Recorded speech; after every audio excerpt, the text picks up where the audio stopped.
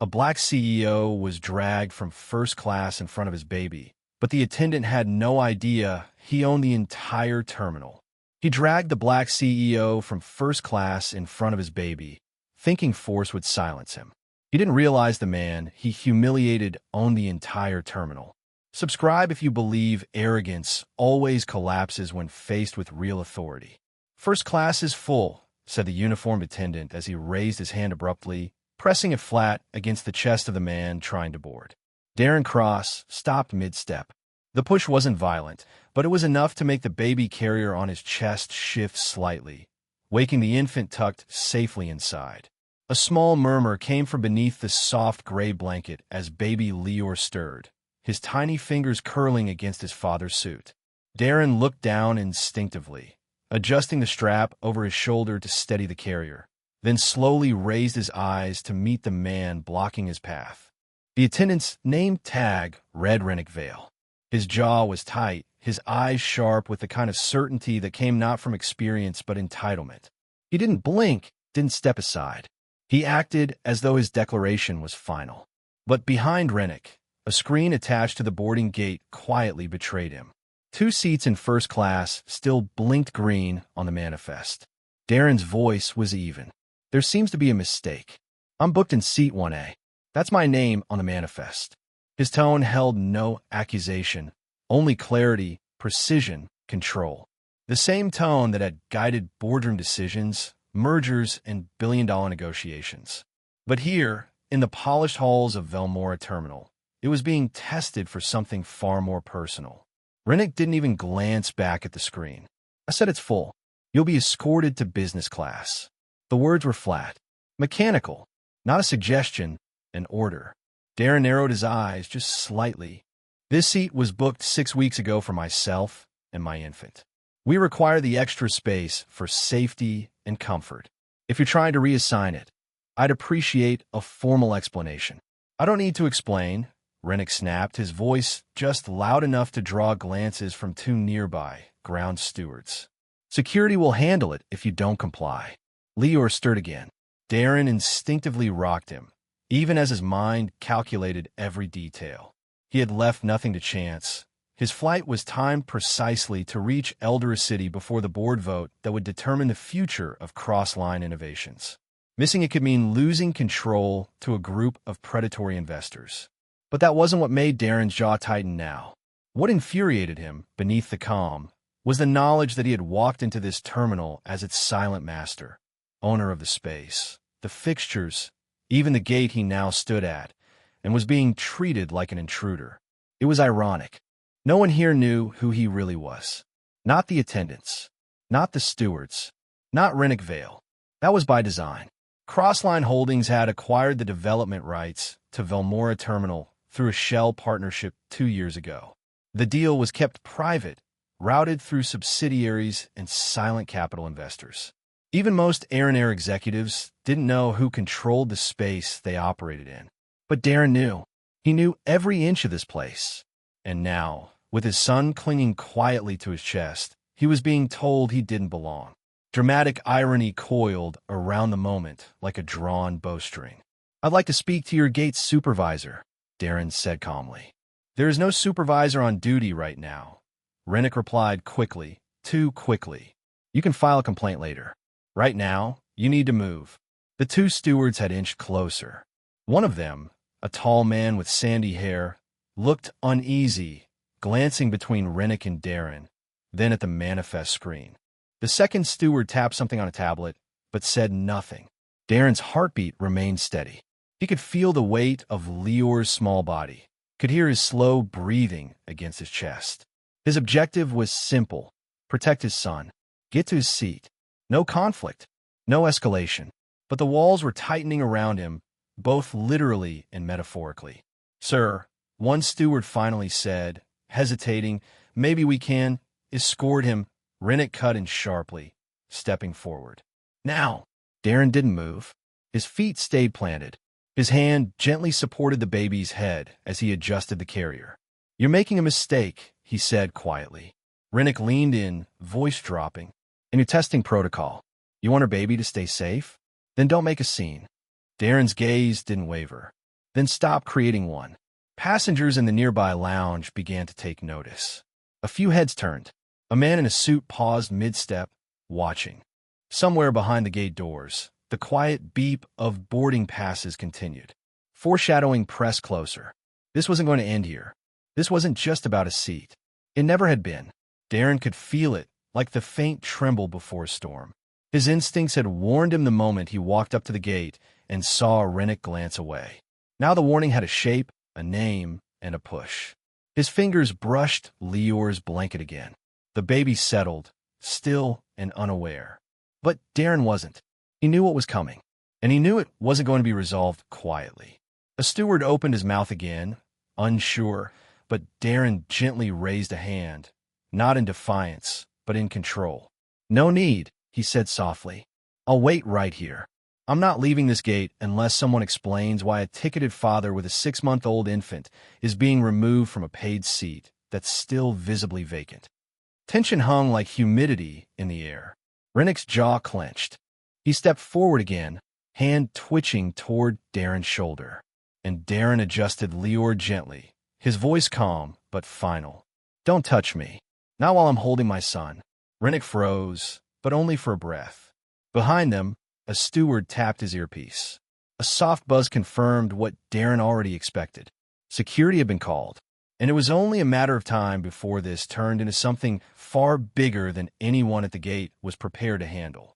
A simple seat dispute had just become the spark for a storm no one could control. Rennick Vale's hand clamped around Darren Cross's arm the instant he stepped into the cabin. The grip wasn't violent at first, but it was firm, uninvited, and unmistakably a power move. Darren barely shifted his balance, instinctively angling the baby carrier to keep his infant son Lior close to his chest and untouched. The quiet hum of the first-class cabin fractured as passengers turned one by one, their curiosity drawn by the unnatural tension between two grown men, one in a pressed blazer embroidered with Aeronair's crest, the other in quiet civilian confidence, holding a child whose fingers curled sleepily against his father's suit. "You'll need to step aside," Rennick said sharply, voice pitched just loud enough to be heard across the row. "This isn't your seat." "It is," Darren replied evenly, scanning the overhead marker. "Row 1, Seat A. It's on my boarding pass. Booked 3 weeks ago." A flicker of discomfort crossed Rennick's face, but he doubled down. "You're blocking other privileged passengers. Comply before the captain intervenes." The words were cleanly delivered, but the tone carried something else, a strange blend of resentment and command, as if Darren's presence was not just inconvenient but offensive. Gasps stirred from behind the curtain. One man in 1C leaned forward slightly. Another, a silver-haired businessman in 2B, lowered his newspaper. In 3A, Jaron Moss, a systems engineer traveling to a tech symposium, paused mid-thought. His eyes narrowed as he recognized the man with the baby, Darren Cross. He had seen that name in a shareholder briefing just weeks ago. Crossline Innovations was rumored to be tied to several silent financial wings in Aeronox Holdings, but few had ever seen the man in person. Fewer still knew what he looked like carrying a child. Jaron's hand moved toward his coat pocket. He didn't press record yet, but he unlocked his phone. Rennick pulled harder. Darren didn't stumble, but the shift forced him to pivot, shielding Lior. The baby stirred, his soft whimper rising above the murmurs. Darren's voice stayed level. "You're putting my son at risk. I'm asking you to stop touching me." "You're not following crew instructions," Rennick snapped, eyes darting toward the cockpit door as if hoping for reinforcement. "You've been reassigned. Your name was flagged." "I received no notice," Darren said. "And that's not protocol." "Ja en front." Flagged? The word had a strange chill to it, as if it meant something beyond paperwork. The other passengers began sensing it too. This wasn't about a seat. This was something uglier. "Sir, I'm telling you now, if you continue to resist, I'll call security to have you removed." "You mean forcibly, in front of my child?" Rennick hesitated for a half-second too long. Lior let out a soft cry. It wasn't loud, but it pierced the cabin with raw innocence. A few passengers stirred uncomfortably. An elderly man near the aisle leaned to his wife. "This doesn't look right," he whispered. Darren adjusted Lior with careful precision, whispering something to soothe him.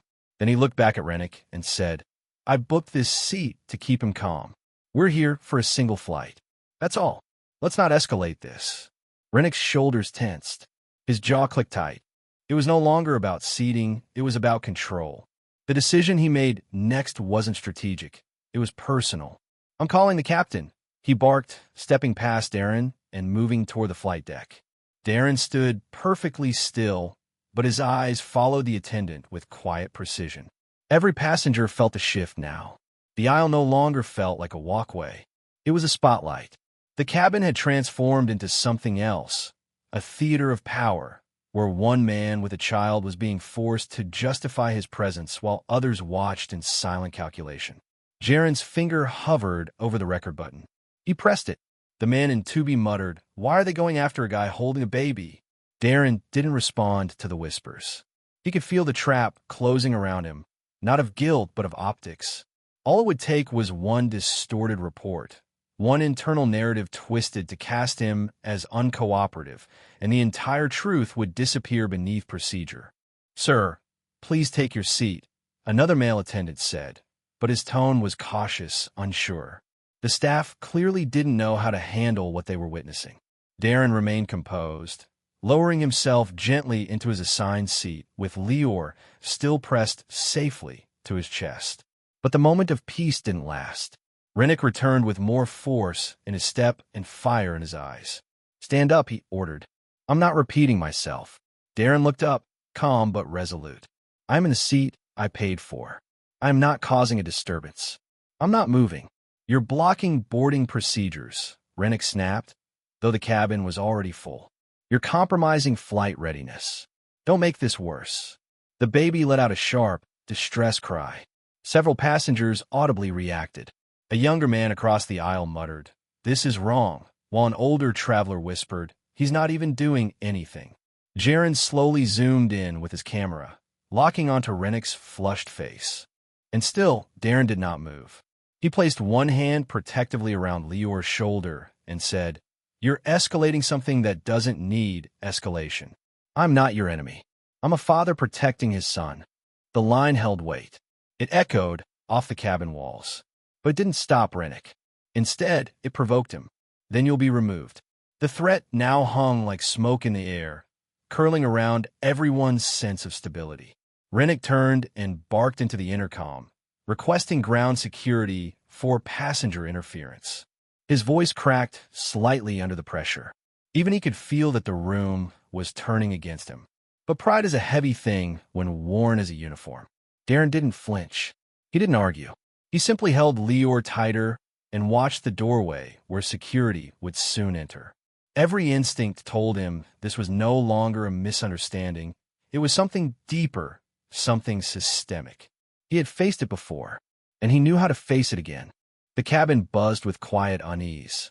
And from the rear of the cabin, a male voice whispered, just loud enough to be heard, "This isn't going to end the way they think." The cabin had become a stage, and everyone felt the opening act of something far more dangerous. Rennick Vale's hand shot out and gripped Darren Cross's forearm without warning, fingers pressing tightly into the fine fabric of his suit. The sudden contact jolted the entire row, but what followed stunned the first-class cabin into silence.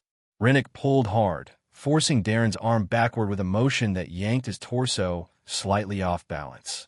The baby carrier, strapped tightly to Darren's chest, tilted just enough to make baby Lior's head wobble. The child let out a sharp, startled sound, part whimper, part cry, as his small hands flinched against his father's shirt. "Sir, the captain approved your removal." "You are obstructing first-class protocol," Rennick declared, voice cold, almost robotic, as if reciting from a manual he had written himself. Darren's breath caught, not from fear, but from a sudden, burning clarity. He immediately widened his stance to steady himself, shifting one leg slightly behind the other to distribute his weight. His left hand moved instinctively to support the carrier, palm against the baby's back, thumb anchoring the shoulder strap. He stared into Rennick's eyes and said, not loud, but with unmistakable steel in his voice. "Let go of me." Now, the attendant didn't move. In fact, he leaned in closer, his grip tightening as if the order had struck a nerve. Two other crew members, Daryl Van and Haven Dross, approached from the galley, their expressions a blend of uncertainty and internal conflict. They hesitated just outside the aisle, unsure whether to intervene or retreat. They weren't blind to the fact that a line was being crossed, but hierarchy was a dangerous leash. Darren's mind processed everything quickly. He could feel his pulse slow, not race, a trained calm rooted in boardrooms, courtroom settlements, and crisis strategy sessions. But this wasn't a negotiation table. This was a plane at 10:17 a.m., with his infant child now crying louder against his chest. The sound pierced the silence of the luxury cabin like an alarm bell. Leather seats, golden trim, champagne carts, none of it softened the terror in a baby's voice. Passengers shifted uncomfortably.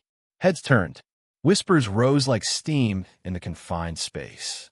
And then, like a switch flipping, Jaron Moss, quiet, observant, seated by the window in 1C, moved his thumb against his phone screen.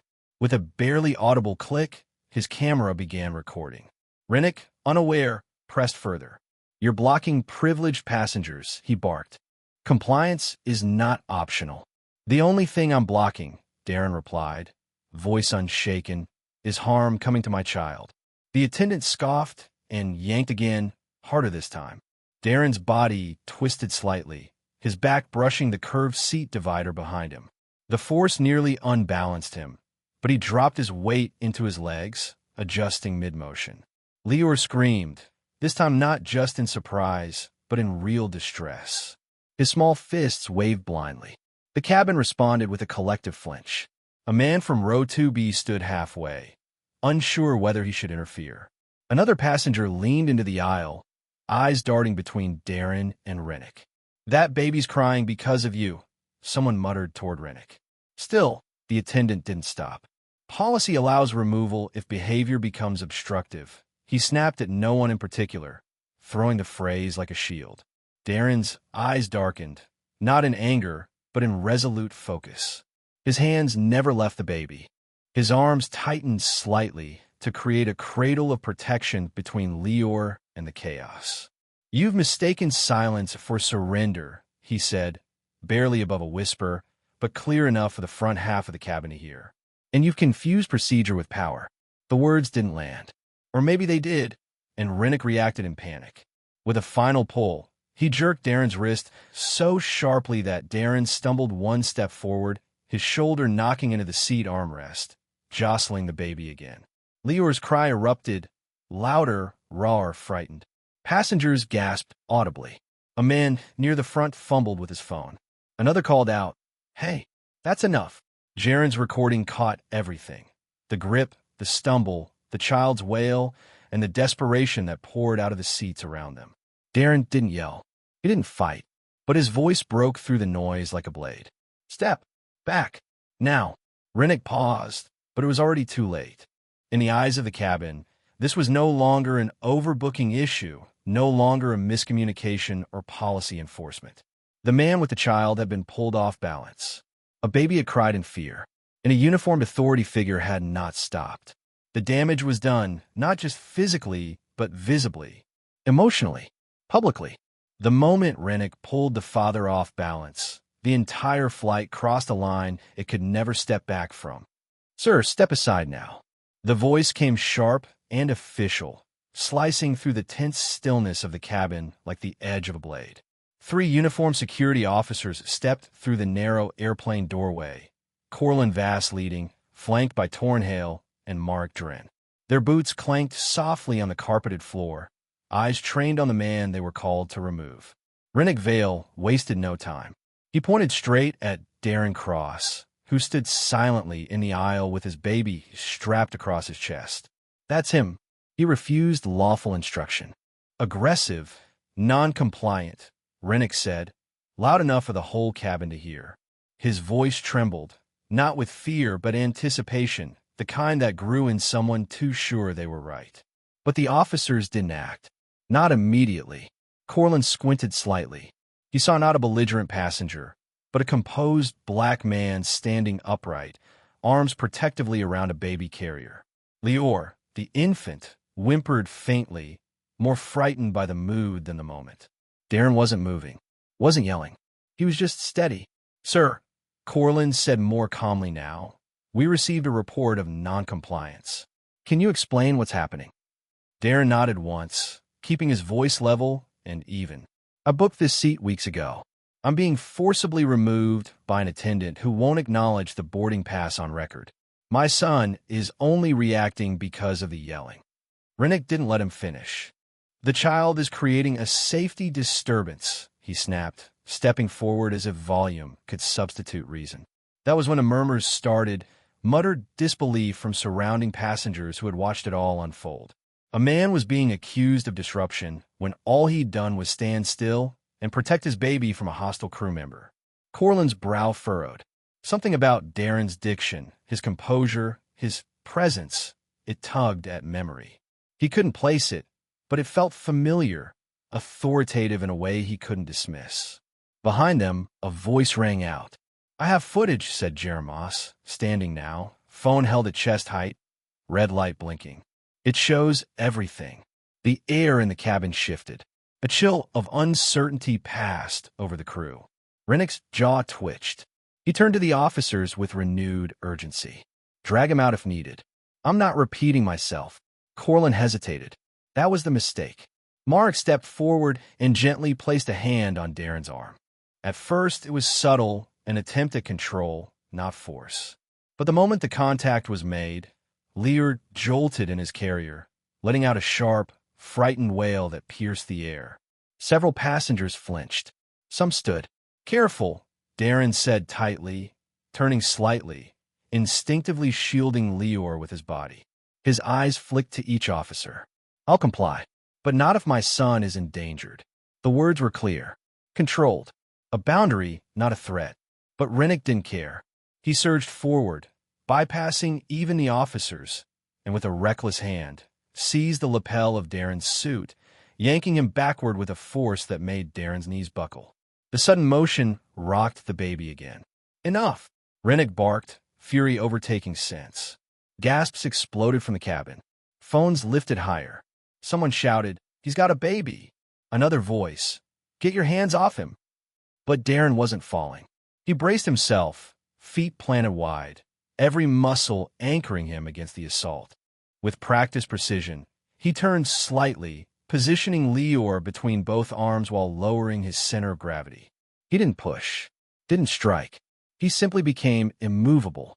"Do not touch my child again," he said, voice low but cutting across the tension like steel. The words echoed. The cabin froze. Even the officers, trained for crowd control, stood still, realizing the severity of what just occurred. Rennick's hands still gripped the collar, but his face had changed. The confidence was slipping. Jaren's voice rose above the stunned silence. "This is all recorded. All of it." And suddenly, everything changed. Even Daryl Van, another attendant, stepped back slightly, unsure whose orders he was following anymore. Torrin Hale lowered his hand from his holster, face pale. Rennick blinked, still breathing heavily, hand clenched, unaware that the tipping point had already passed. No one was listening to his authority anymore. Not truly. Darren didn't move. He only tightened his arms around Lior's carrier and stared straight ahead, prepared for whatever came next. But in that moment, it was no longer about defending himself. It was about the truth no one could now unsee. When the collar was grabbed, the truth was no longer hidden. It was recorded, witnessed, and unstoppable. The moment Rennick Vale yanked Darren Cross by the wrist, it was as if the oxygen in the first-class cabin vanished. Darren's shoulder slammed into the edge of the nearest seat with a dull thud. The sound was small, but its weight rang through the cabin like a gavel falling. Lior cried out instantly, a high, piercing sound that split the air with infant terror. The carrier twisted against Darren's chest, and instinct overtook him. He dropped into a low stance, arms cradling his son tightly, shielding him like a wall of iron. His breath remained steady, but his eyes sharpened, not with rage, but with the absolute clarity of a man whose every muscle was now tuned to one task: protect the child. Gasps rose from nearby passengers. Two businessmen stood halfway from their seats. A younger man near the window, a teacher perhaps, judging by his leather satchel, held his hand to his mouth. The flight was no longer ordinary. It had become a stage, and every soul aboard was now an audience to a conflict erupting beyond reason. "Step back," Darren warned, his voice low, steady, and unshaken. The words weren't shouted, they didn't need to be. His tone carried command. But Rennick didn't listen. Shoving past the three security officers now entering the aisle, Corlin Vass, Tornhale, and Mara Dren, Rennick barked with authority he did not possess. "Drag him out." The words tore through the cabin like lightning. Daryl Van, another crew member who had been frozen in place near the beverage cart, flinched backward. Even Havendras stepped away, eyes darting between Darren and the enraged attendant. This wasn't protocol. It wasn't even policy. It was pride turned dangerous. Corlin moved to intervene, stepping between Rennick and Darren, but too late. Rennick reached again. Darren braced himself. A second pull came, this time jerking Darren's entire frame sideways. His spine twisted, his balance nearly lost, but not entirely. With a controlled pivot of his foot, he stopped the motion cold. Lior's head swayed, but Darren's palm cupped it protectively before it could brush anything solid. His wrist throbbed, his shoulder pulsed with pain, but he didn't stumble. He wouldn't, not while holding his son. The murmurs rose louder. People didn't know what to do. This wasn't a shouting match. This was force. This was an act that crossed a boundary too sacred to be shrugged off. At row 4, Jeremoss stepped fully into the aisle now, holding up his phone. "Every second is being recorded," he said clearly, making sure both security and the crew could hear. His voice carried a gravity beyond mere protest. He wasn't asking them to stop. He was reminding them that the world was watching. The three officers froze. Mark looked to Torn. Corlin glanced at the red light on Jaren's camera. The implications settled over them like a thick coat. This wasn't just a disruption anymore. It was a moment spiraling into legal and reputational disaster. "I said drag him." Rennick barked again, turning toward the cockpit in a last-ditch effort. "Get the captain. We need him off this plane now." Still shielding Lior, Darren straightened, slow and deliberate. The passengers watched in held breath as he shifted weight to his back foot and adjusted the baby carrier, positioning it with an almost reverent calm. His suit was wrinkled. His wrist stung, but his presence remained unshaken. He turned just enough to face Rennick directly. "Do not touch my child again." His words dropped like iron weights. Rennick's lips parted slightly, unsure whether to fire back or retreat. But the way Darren said it, the certainty in his voice, the unbreakable center behind it, made the next move dangerously clear. One more push, and this entire crew would be swallowed by a scandal far beyond anything they were trained to manage. Darren didn't raise his voice. He didn't lunge. He didn't curse. And yet, the power in his restraint made passengers murmur in quiet support. It made even the most doubtful officer hesitate. Somewhere near the front of the cabin, the cockpit door opened, but no one moved yet. All eyes were still on Darren, still on the man standing not as a threat, but as a father defending the last inch of peace left for his son. In that instant, the difference between control and cruelty became impossible to ignore. The moment felt longer than it was, stretched by the silence and the weight of what had just been witnessed. Even the hum of the engines seemed distant now, like background music to something far more human playing out in aisle 1A. What had begun as a simple dispute had turned into something darker, something visible, something recorded. Darren inhaled deeply, eyes never leaving Rennick. He didn't need anyone to defend him. He didn't need to shout. The world was already watching. The pulling had crossed into something darker, an abuse so public it could no longer be buried beneath silence. Captain Ryden Harlex stepped out of the cockpit, the doors swinging open with a soft mechanical hiss, but the pressure in the cabin was anything but soft. Phones were raised in nearly every aisle seat. their screens glowing like tiny mirrors reflecting outrage. The captain's boots landed heavily on the carpeted floor as he scanned the faces, some angry, some shocked, some simply watching like passengers trapped between disbelief and silence. "Who's causing the disturbance?" Harlex asked, his voice clipped, trying to mask the uncertainty behind his practiced tone. Rennick Vale wasted no time.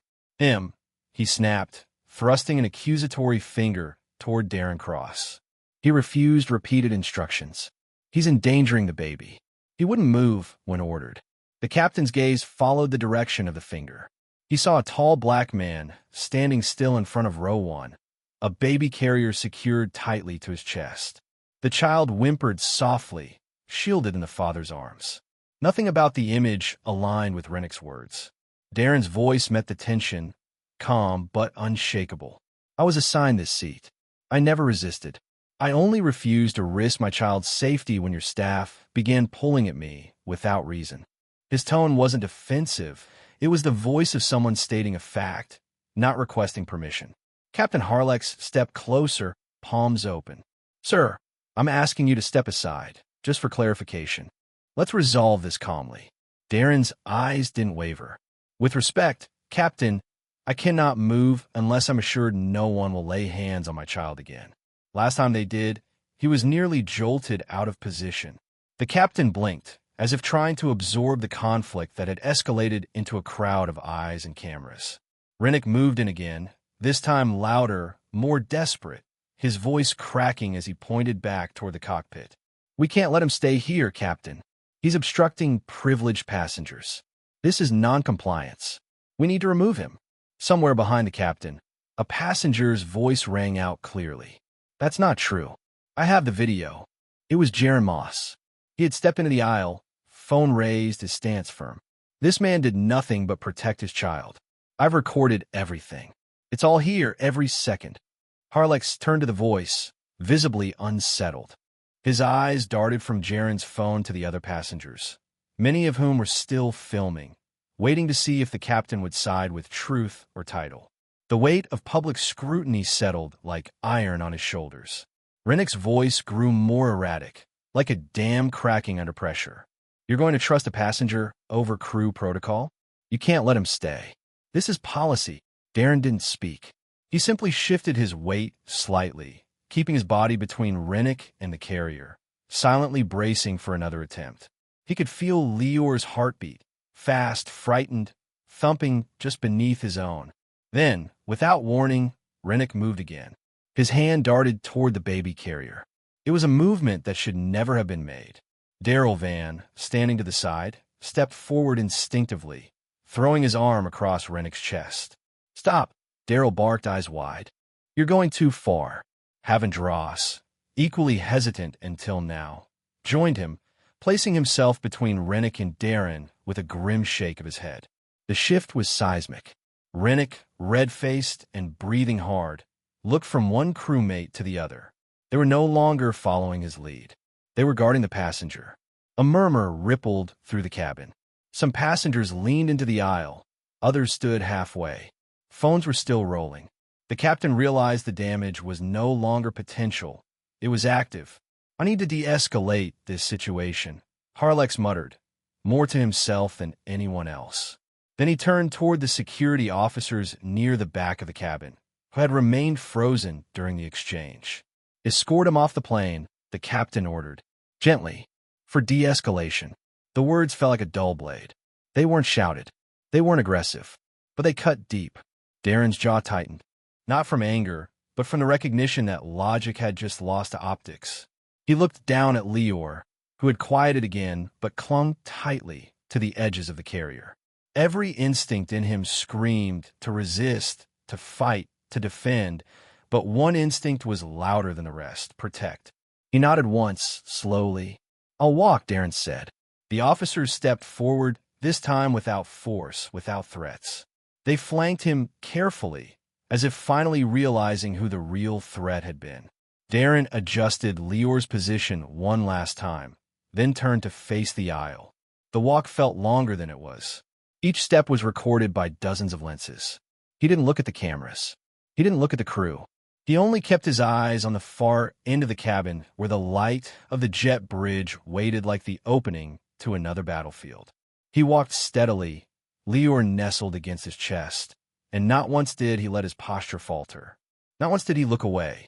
He stepped into the jet bridge, the door closing behind him with a muted hiss. Every step he took toward the door was recorded, witnessed, and destined to shift the power of the entire airline. The moment Darren stepped into the jet bridge, the air changed. Gone was the stale hush of the cabin. Here, the space felt colder, stiller, and hollow, as though the walls themselves were waiting to hear what came next. The click of his dress, shoes, echoed softly against the metal flooring.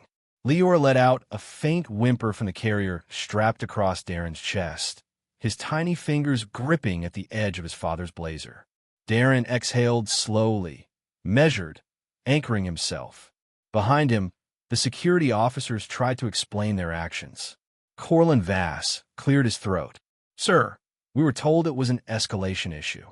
Nothing personal." But Darren didn't respond. Not out of defiance, but restraint.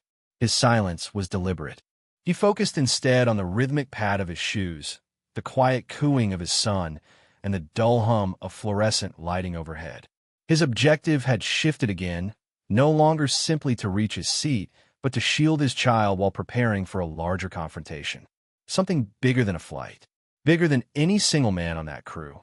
Then it happened. Footsteps, fast and purposeful, approached from the far side of the bridge. A figure in a charcoal gray overcoat rounded the corner and froze the moment his eyes landed on Darren. "Mr. Cross?" the man breathed, his voice barely above a whisper. It was Eldrick Morn, the terminal manager, mid-50s, lean build, salt and pepper hair combed with rigid discipline. A man whose entire job revolved around protocol and precision. Eldrick's face drained of color. His gaze flicked to the baby in Darren's arms, then to the security officers still standing close, then back again.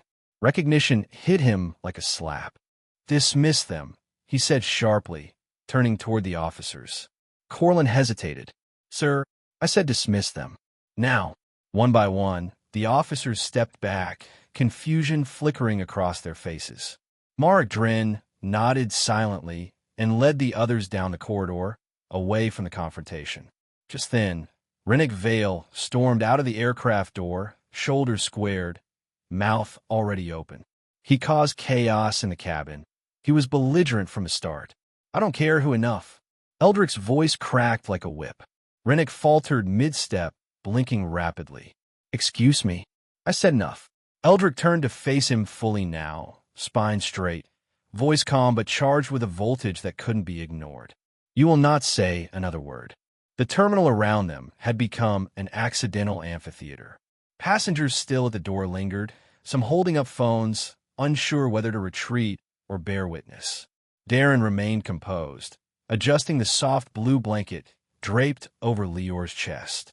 The child had stopped crying but clung to his father with trembling hands. Eldrick took one slow step toward him, then another. "Sir, would you like to file a formal complaint?" The question, spoken with a weight that only someone who knew the full consequences would dare to ask, hung heavy in the corridor. Darren shook his head once, his voice quiet. "Not yet. My son comes first." A pause, respectful. Eldrick nodded, understanding the depth behind that answer. But Rennick couldn't leave it alone. His face twisted with disbelief, with desperation. He pointed again, hand trembling. "He's just trying to get attention. All of this entire act is for show." The moment froze. And then Eldrick, calm no longer, stepped forward and delivered the words that unraveled everything. "Darren Cross," he said, voice cold and deliberate, "is part owner of this terminal, Velmora Holdings. He's one of the private investors whose signature sits on every operational lease in this building, including the gate you're standing in." Silence detonated through the jet bridge. Rennick's mouth hung open, color draining from his face like sand through a sieve. The pointing hand dropped to his side. His breath hitched. Several passengers gasped audibly from behind the cabin door. One young man dropped his phone in shock. The security officers, still barely within view, visibly stiffened, the realization hitting them like a gust of ice. Darren said nothing. He didn't need to. His silence now rang louder than any outburst ever could. He simply adjusted the strap of the baby carrier. His thumb brushed over Lior's shoulder as the child burrowed deeper into his chest. His eyes didn't flinch, didn't rise. He stayed rooted, still unwavering. Eldrick looked toward the cabin, then back at Darren. "Would you like to step into the private lounge?" Darren nodded once. The corridor felt even colder now, not from temperature, but from tension, truth, and the crumbling authority of men who'd mistaken power for permission. As he walked forward, Eldrick respectfully falling in a step beside him, Rennick didn't move. His feet locked to the floor, breath shallow. The entire narrative he had tried to build had turned to dust in seconds. And as the doorway to the lounge slid open at the end of the corridor, Darren walked through without another glance back. The man they tried to remove was the man who signed every paycheck connected to the terminal they worked in. He pushed harder, confident no one could challenge him, unaware that every camera, every witness, and every inch of the terminal already belonged to the CEO. If you believe cruelty under a uniform always folds when true power arrives, hit subscribe now, because justice never hesitates. The door to the private lounge closed behind them with a soft, magnetic hum, muffling the sounds of the terminal's growing unrest. Eldrick Morn walked slightly ahead, glancing back to make sure Darren was following. Darren moved without a word, cradling Lior tighter against his chest, the baby's tiny fingers still trembling from the chaos. The room was quiet, dimly lit, designed for serenity. Plush leather chairs, frosted windows, and a coffee bar untouched in the corner. But nothing felt calm. Darren stepped to the nearest sofa and slowly lowered himself, careful not to wake Lior. His breath remained slow, intentional, as if willing his pulse to match the soft rhythm of his son's chest. The silence was deceptive. It wasn't peace, it was precision. The kind of strategists summoned before necessary war. Eldrick lingered a few feet away, wringing his hands. "Sir, Darren, He stopped himself, unsure what title to use. "I'm truly sorry. I didn't know. No one did. The reports were vague. Just that there was a non-compliant passenger. I didn't expect—" "You expected someone shouting," Darren finished calmly. "Not someone holding a child." Eldrick's throat worked around a lump of guilt. "Yes." Darren nodded once, then adjusted Lior's blanket. "I don't need apologies. I need records. Footage. Logs. Every detail from the moment I stepped into that gate." Eldrick blinked, then nodded. "Of course. Right away. We have full surveillance coverage in the jet bridge and at the gate. I'll have it downloaded securely. And every passenger's testimony who's willing to share it, especially the man recording in 1C. I believe his name is Jaron Moss. He approached staff already, said he had footage and wanted to make sure it wasn't lost or edited." That caught Darren's attention. He looked up. "He said that." Eldrick nodded. "Yes." He said, "They'll try to bury it. I won't let them." A quiet pause passed between them. Outside, through the tinted glass, the terminal activity continued, a calm facade over the truth. Darren's expression didn't change, but something sharpened behind his eyes. "Bring him here," he said. Minutes later, the door opened, and Jaron entered hesitantly. His shirt was slightly wrinkled, and his hand still gripped his phone as if it were a lifeline. He glanced nervously at Eldrick, then at Darren, and his posture straightened. "I'm sorry to intrude," Jaron began, his voice cautious but clear. I could not speak up. What they did, it was wrong. I have it all recorded." Darren studied him, searching for performative concern. But Jaron's shoulders were tense in the way truth-bearers carried themselves. Not proud, but certain. "Let me see it," Darren said. Jaron stepped forward and handed the phone over. Eldrick leaned in to observe as Darren scrolled back, tapping through thumbnails. The video opened with Rennick grabbing his forearm. The jolt, the baby's cry, the struggle, the gasp from passengers. The moment security laid hands on him. The clarity was undeniable. Darren watched silently until the video ended. He handed the phone back. "Thank you," he said. I'll testify if needed, Jaren added quickly. I already sent it to my cloud. They can't delete it. Smart, Darren replied, glancing once more at Lior. And appreciated. Eldrick cleared his throat carefully. The supervisor for Aaron Air's cabin staff, Marvin Rook, he's already asked to speak with you. He's on his way. Should I cancel? No, Darren said. Let him come. I want to see how far the rod goes. The words weren't loud, but they chilled the air. Eldrick said nothing, sensing a shift in the room's weight. I'll have the logs and footage sent up within the hour, Eldrick offered. Would you like medical staff on standby for Lior? Darren shook his head. Just quiet. He needs to rest. That's all. Jaren hovered for a moment longer, then said, They're going to try to spin this. Say it was a misunderstanding. That you overreacted. They can try, Darren replied, gently rocking his son. But now the truth has witnesses. A long silence fell again. Through the one-way glass, other passengers began to gather near the window, whispering about what had happened. The lounge was quiet, but outside, the current had shifted. Darren leaned back slowly, eyes on nothing in particular, only the weight of what must come next. The storm was no longer just in the cabin. It was moving into the boardrooms, investigations, and decisions that would shape the future of the entire airline. Marvin Rook entered the private lounge so fast that the glass door trembled behind him. His breaths were uneven, his face drained of color, and a thin line of sweat clung to his forehead. The moment his eyes fell on Darren, sitting upright in a quiet leather chair, Lior sleeping softly on his chest, Marvin's posture shifted.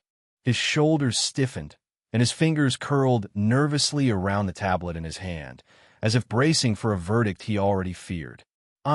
Supervisor Marvin Rook, he said, forcing composure into his voice. But the tremble remained. He approached cautiously, stopping a few feet away, as if any closer might worsen the gravity of what he had walked into. Darren lifted his gaze slowly, his calmness unsettling in a room charged with tension. Please sit, he said, his tone steady but unmistakably firm. He did not raise his voice. He didn't need to. Marvin obeyed, lowering himself into a chair opposite him. The silence between them was tight, pulsing with the unspoken truth that Marvin already understood the scale of the incident. Darren began immediately, his voice clear. I want this documented accurately. I will describe what happened, step by step. He did. Every detail, every pull, every reckless motion from Rennick Vale, every attempt by security to drag a father holding child. As Darren spoke, Marvin's eyes stayed fixed on him, widening slightly at certain moments, narrowing with guilt at others. He tried to respond, tried to defend the actions of his crew, but the words collapsed in his throat. There may have been a misunderstanding of policy, Marvin attempted, gesturing weakly as though searching for excuses in the air. Sometimes procedures, Darren cut him off gently but decisively. Does your policy authorize pulling a father holding an infant? The question hung in the room like a blade. Marvin's mouth opened, but nothing emerged. His silence answered faster than any explanation could. His shoulders slumped, and he lowered his gaze to the floor, the truth settling heavily between them. A soft knock interrupted the moment. Jeremiah stepped inside, holding his phone with both hands, his expression serious. I have the footage, he announced quietly. He walked forward and handed the device to Marvin, who accepted it with visible dread. The video began playing in the supervisor's trembling hands. The audio captured Rennick's shouted commands. The camera captured the violent pulls, the baby's cry, the passenger's gasps. Marvin watched every second, sinking deeper into the chair as the truth unfolded frame by frame. When the footage ended, he exhaled shakily, unable to lift his eyes. Darren leaned forward slightly. This wasn't a misunderstanding. This was force used without reason, in front of witnesses, against a parent holding child. Foreshadowing entered the room like a quiet shadow when he continued. And I need the crew's disciplinary records. Marvin froze. His fingers tightened around the tablet. Sir, complaints were filed before, he admitted, each word struggling its way out. But due to staffing shortages, they remained unresolved. The temperature in the room seemed to drop. Even Jaren looked stunned by the honesty of the confession. So that was it, a buried pattern, a history ignored, a warning unheeded. Darren recognized it immediately. This wasn't a single outburst. It was the symptom of a system that allowed behavior like Rennick's to grow unchecked. "I will pursue a full internal audit," Darren said, his voice firm but calm, as if delivering a professional decision rather than an emotional reaction. "And an investigation through my subsidiaries." Marvin straightened abruptly, panic rising in his eyes. "Please, let us handle it internally. We can discipline, retrain." Darren rose slowly, adjusting Lior with both hands, making sure the sleeping infant remained undisturbed. The motion alone signaled the meeting was over. He gave Marvin one final, steady look. The truth has already decided what happens next. He stepped toward the door, Jaren following quietly, leaving Marvin frozen in his chair, staring at the evidence still glowing on the screen. The supervisor understood the reality now. There was no place left to hide behind excuses, policy shields, or misplaced loyalty. The decisions made today would ripple far beyond this lounge. And as Darren walked away, with Lior resting peacefully against him, Marvin finally grasped the full weight of his department's failure. The truth had left no shelter for excuses, and the supervisor knew his department would soon be exposed. An hour later, Darren Cross stepped into the secured corridor leading to the Aeronauts administrative suite with silent precision, his shoes brushing against the polished gray tiles like clockwork. The sound of the electronic lock hissing shut behind him echoed faintly, sealing him off in the chaos that had unraveled just outside. Lior, nestled quietly in the carrier across Darren's chest, stirred faintly but did not wake. The baby's breath was rhythmic, warm against Darren's neck, each inhale a reminder of why he couldn't afford to let this moment fade into corporate shadow. Eldrick Morn, the terminal manager, walked beside him, unusually quiet. The man who had handled million-dollar vendor disputes now fumbled to find words. His voice finally emerged. "I've instructed the admin team to unlock the surveillance suite. You'll have full access." Darren nodded but didn't speak. His eyes were sharp, calculating, not cold, but honed with purpose. The sting of humiliation had long passed. What remained now was responsibility, not just as a father, but as the unseen architect of Velmora Terminal's very structure. Inside the suite, the air was cold, too sterile, too still. Frosted glass panels surrounded them, displaying silent dashboards of gate activity, employee schedules, and internal alerts. Darren laid his hand lightly on the leather armrest of a control chair and gestured toward the central screen. "Pull up jet bridge camera," he said calmly. A technician, young and nervous, tapped quickly. Footage appeared, the grainy yet damning view of Darren being pulled toward the aircraft door, baby crying, arms braced, dignity twisted under unwarranted force. Darren leaned closer. "Timeline," he said. The video timestamp appeared in the corner. He scanned it. No cuts, no skips. It was intact. Every moment would be usable. The door behind them opened. Jaren Moss entered, holding his phone like it was sacred. "Got more," he said. 3 passengers shared angles. "I've edited them already. Full view, audio's clean." Darren turned to him. "Send them all to Eldrick's server." Jaren nodded, stepping aside to upload the files. The silence grew weightier with every new angle stitched together on the command center screen. Eldrick shifted his weight uneasily. "I've already contacted Aeronair's internal ethics team. Told them you'll be requesting a hearing. They're not ready for what I'm going to request," Darren murmured, eyes still on the screen. "This doesn't get buried. Not this time." Foreshadowing crept in through Eldrick's next breath. "Rennick Vale filed a counter-complaint this morning. Said you refused lawful instruction," and he stopped when Darren's gaze landed on him. It wasn't anger, it was disappointment cooled into strategy. "He filed?" Darren asked, his voice low but charged. "Knowing we have full footage?" Eldrick nodded. "He doesn't know that yet, but upper-level supervisors are already reviewing the clips. I made sure they got flagged directly to oversight." Darren leaned back, exhaling once. "I'll need access to all crew reports." Logs, training reviews, disciplinary history. Anything that was swept under procedural rugs. Eldrick hesitated. That might require bypassing Air and Air HR. Then bypass them, Darren said. Or I'll do it myself. Silence settled again, but it wasn't empty, it was waiting. Waiting for a decision. Waiting for a system to be held accountable. Jaren turned from the server. You going to bring them to court? Darren shook his head. Worse, I'm going to bring them to their own boardroom. Foreshadowing hung in the fluorescent air like storm clouds behind glass. Darren laid out his plan to Eldrick in careful pieces. Request an emergency hearing with Air and Air's regional leaders. Suspend the renewal of Air and Air's lease rights to Velmora Terminal until compliance reforms were signed, and initiate an independent investigation under his own firm's umbrella. Eldrick listened, wide-eyed. You'd freeze the entire terminal's operating contracts? He asked. If it ensures no child gets yanked out of the air in his father's arms again. Darren said, glancing down at Lior, who stirred in his sleep. Without hesitation, staff members in the hallway peeked in. Whispers traveled fast. That's the man from Gate 1, one of them muttered. The one they pulled out. No, another voice replied. That's the man who owns the floor you're standing on. Back inside the suite, Darren stood slowly, adjusting the baby carrier across his chest. The calm had returned to his voice, but now it held weight, measured, immovable. I want the hearing within 48 hours. If Air and Air doesn't respond, we begin the lockout process.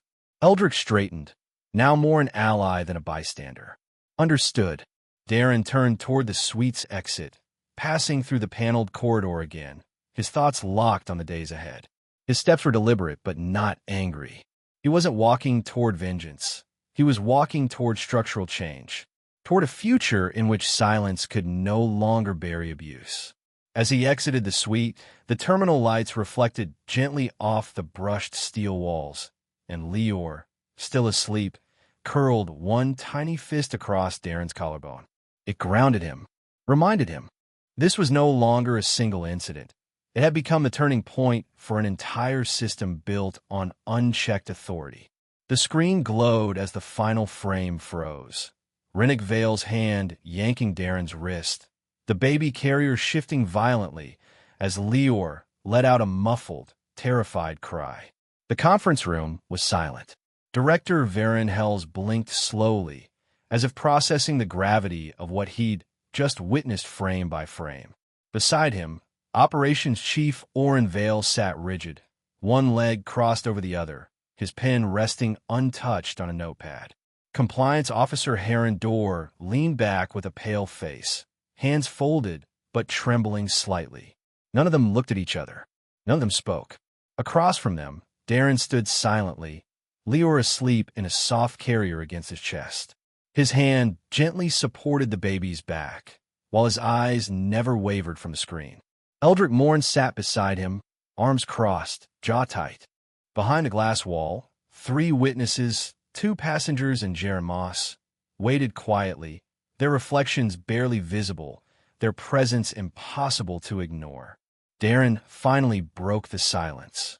His voice was calm, but carried the weight of a man who had endured humiliation without flinching. That is your staff. That is your cabin. That is your airline's culture, recorded, time-stamped, and now witnessed by over a dozen passengers. Varen opened his mouth, defaulting to a script. Mr. Cross, allow me to extend our deepest apologies on behalf of Air and Air. Darren raised a single hand, cutting him off gently. Before apologies, I'd like answers. Compliance Officer Dorr, how many internal complaints have been filed against Rennick Vale in the last 12 months? Heron hesitated. His lips parted, then closed again. He glanced at Oren, then at a file in front of him. 4 documented complaints, he said slowly, and 2 informal reports. Darren's gaze didn't move. And how many were investigated thoroughly? Silence. Heron finally swallowed. None were escalated. Staffing shortages made that difficult. The air in the room shifted. Darren nodded slightly, almost as if he had expected this. He shifted his weight, gently rocking Lior as the child stirred slightly, then settled back into sleep. I see, Darren said. So you promoted a crew member with multiple unresolved complaints into a position of authority over first-class passengers. That decision led to physical force against a father holding an infant. On record, in your flagship terminal, Oren Vale uncrossed his legs and leaned forward. Mr. Cross, it was never our intent. Darren interrupted, his tone still measured, is not what gets dragged down the aisle. Results do. He reached into the inner pocket of his suit jacket and placed a thin folder on the table. Eldrick slid it forward, opening it without ceremony. Inside were copies of the footage timestamps, passenger statements, and a draft of a compliance audit already in motion. I've prepared a list of required reforms, Darren said, eyes scanning the faces of the executives. Starting with mandatory infant protection protocols, body cams for all senior crew, independent oversight for complaints, and the removal of all staff proven unfit for passenger-facing roles. Varen hesitated, his jaw tight. Some of those measures would require significant capital investment. We need to submit that to the board, and Darren's tone didn't change, but the room dropped several degrees colder. Aon Velmora Terminal. The sentence hit like a pressure wave. Oren's pen slipped slightly between his fingers. Heron Dorr sat up straight, blinking fast. Varen stopped mid-breath, turning his head slowly toward Eldrick, who simply nodded once in confirmation. Through Crosshold Estates and its parent subsidiaries, Darren continued, I control all leasing rights for this terminal, including gate access, operations approval, and renewal scheduling for Air and Air. Nobody moved. Darren took a step closer to the table, adjusting Lior's blanket with the soft, focused care of a father completely at peace in his role. Effective immediately, lease renewals for all Air and Air gates at Velmora will be suspended pending full compliance with the reforms I've outlined. Non-compliance will terminate access. Indefinitely. Varen looked as if he'd forgotten how to breathe. Oren set his pen down deliberately now, the soft clack against the table louder than it should have been. Heron rubbed his temple, not meeting anyone's eyes.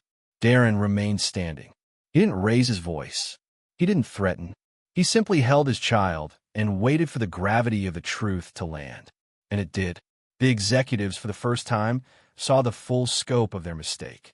Not just the footage, not just the public embarrassment, but the fundamental failure of respect for a passenger, for a father, and for the man who quietly built the foundation they were standing on. The room understood at last that the power they tried to use against him had never belonged to them in the first place. The disciplinary hearing began with no ceremony, no welcome, just a tense silence that wrapped around the room like thick fog. Rennick Vale sat alone at the end of a long rectangular table in a side conference room of Velmora Terminal's administrative wing. His posture was defiant but fraying, and his voice cracked slightly when he said, I was following protocol. His eyes darted to the panel before him. 3 internal compliance officers from Air and Air, all male, all wearing the same forced neutrality on their faces. But none of them responded to his justification. Instead, one pressed play on the projection monitor, and the footage began rolling across the screen for the 4th time that day.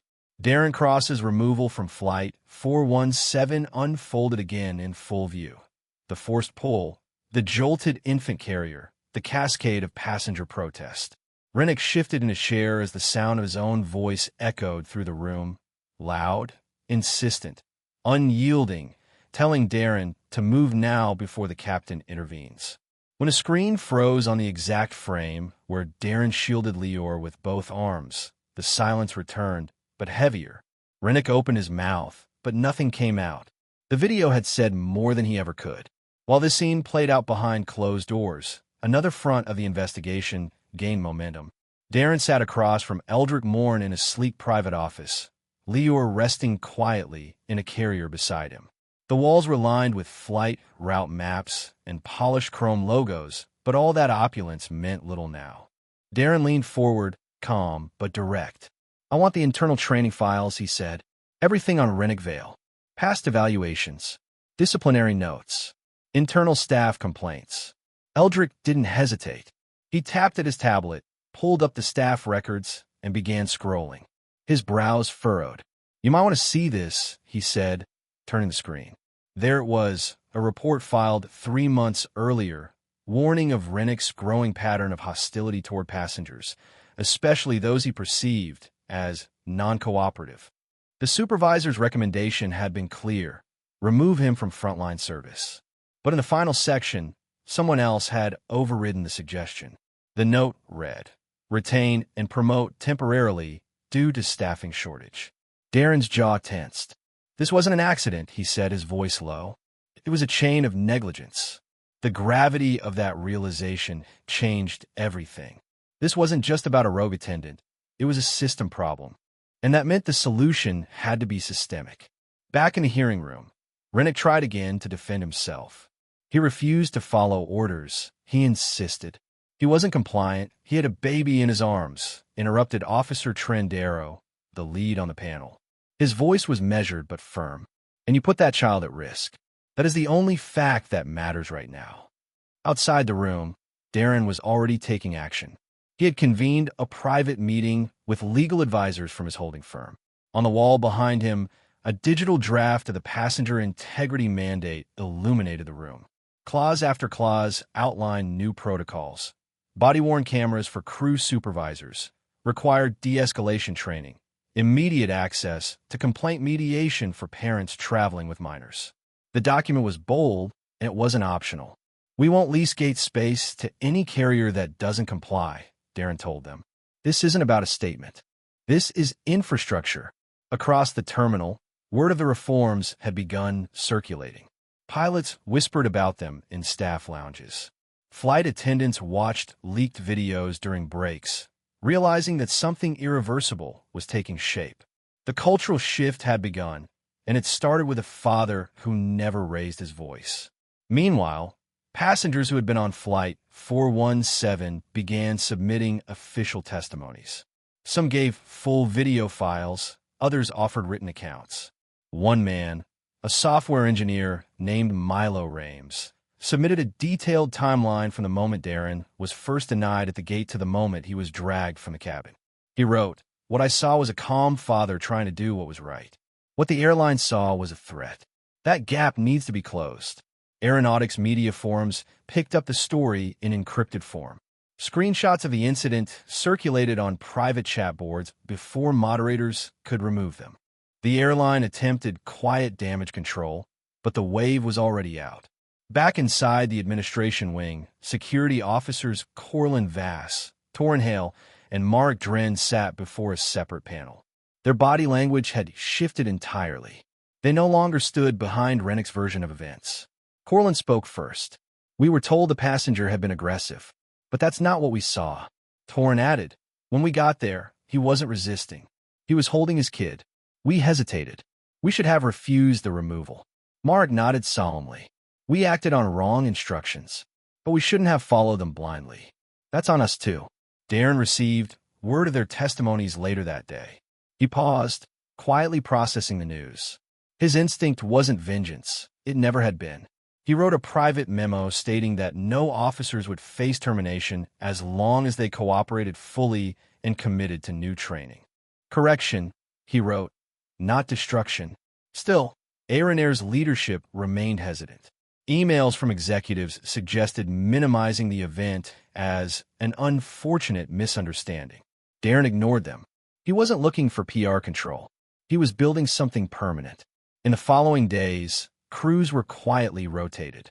Rennick Vale was removed from active duty, but the airline avoided a public statement, clinging to the hope that silence might make the problem fade. It wouldn't.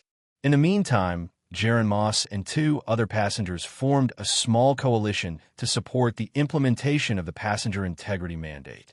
They worked with Eldrick's team to draft passenger-facing communication, ensuring transparency from the first step of the gate to the last moment in the cabin.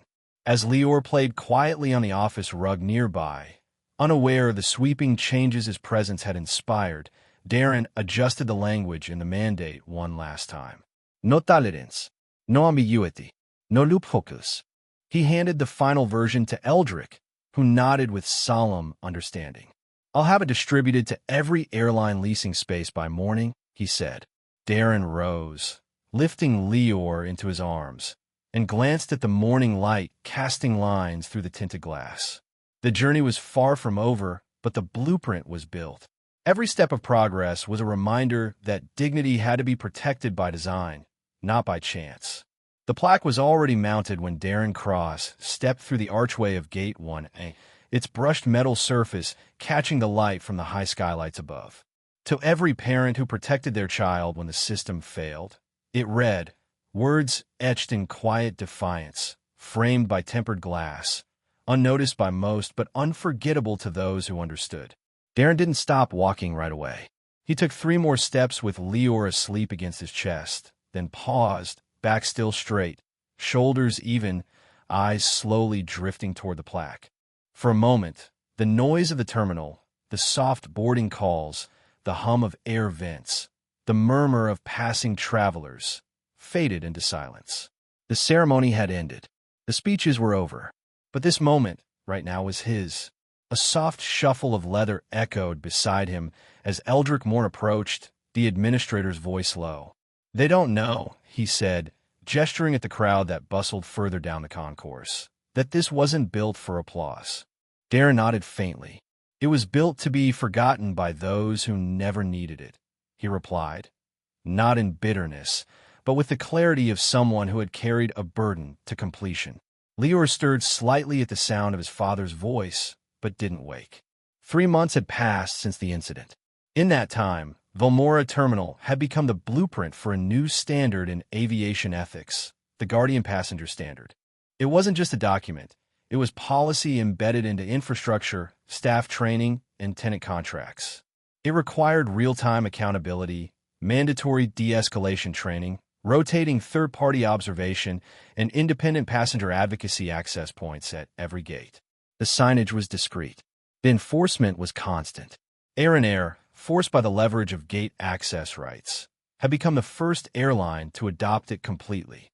Darren hadn't attended any press conferences. He hadn't made a single media appearance. His statements were written, deliberate, and signed not as CEO of Crossline Innovations, but simply as father of Lior. That quiet title had carried more weight than any corporate designation. And in each internal meeting, each long-table negotiation where executives had tried to dilute reforms with polished language, Darren had listened silently, then pulled out the security footage from that day. He would fast-forward to the moment Rennick Vale pulled his collar and Lior cried out. Nothing more needed to be said after that. Now, at the unveiling ceremony, the very people who once looked down on him with condescension had shaken his hand with humbled restraint. Director Varen Hells had avoided eye contact. Operations Chief Oren Vale had stood stiffly beside the new compliance lead, his earlier resistance replaced by quiet compliance. Rennick Vale, unsurprisingly, was nowhere in sight. Jeremos, the passenger whose recording had catalyzed the reforms, stood a few feet away from the plaque. His camera now hung on a strap from his shoulder, and used but present, a symbol of how truth, when captured in the right moment, could bend systems. He walked up slowly. "I asked if they'd let me be part of the new Passenger Review Council," Jaren said, scratching the back of his neck. "Didn't think they'd say yes." "They said yes because you acted when others didn't," Darren replied, shifting Lior gently on his chest. "You're not just a witness anymore. You're part of the safeguard." They stood in silence, the kind of silence that wasn't empty but full of meaning. Around them, a few staff members paused to glance at the plaque. A new hire, maybe 22, lingered a few extra seconds to read it. Darren saw it happen out of the corner of his eye and felt a quiet ripple of purpose. This is what mattered. Not speeches, not press releases, but the silent way real change filtered through a place until it became part of its bones. Eldrick leaned in slightly. "I've already had 2 other terminals reach out," he said. "They want the Guardian Standard blueprint." "Let them have it," Darren answered. "Just make sure they don't change a word." Behind them, a news crew quietly packed up their equipment, the camera lights dimming as the covered window closed. Darren wasn't looking for spotlight anymore. He was watching Lior, now fully awake and gazing up at the skylight. The child's expression was calm, as if he understood on some deep, unspoken level that this place was safer now, not just for him, but for every child who would come after. As the small group began to disperse, Darren stood one final time before the plaque. His thoughts drifted not just to the moment he was dragged from his seat, but to the instant he decided not to let that humiliation become just another buried story. Every choice after that, calm, deliberate, patient, had led to this. The speaker above the terminal crackled softly with the final boarding call for a flight to Eldorus City. Darren smiled faintly. That was the city he was supposed to reach on the day everything had changed. He hadn't made it there, but in missing that meeting, he had reshaped something far more significant. He turned toward the exit, adjusting Lior's blanket as the child curled into his shoulder. The weight was familiar now, comforting, and as Darren walked with steady steps past Gate 1A and into the brighter corridor beyond, the last words of the day echoed softly behind him, etched not in voice but in memory. The man they dragged from first class became the architect of safeguards that would protect countless families long after this day. He dragged the CEO and froze as the man calmly revealed ownership of the terminal, leaving the attendant exposed and powerless. If you believe true authority acts decisively without warning, subscribe now, because justice always lands first. Disclaimer: the story you just watched is fictional. It highlights racism, abuse of authority, and the power shift that occurs when ignorance meets true accountability. Its purpose is to raise awareness, inspire empathy, and encourage conversations about equality, justice, and treating every passenger with dignity and respect.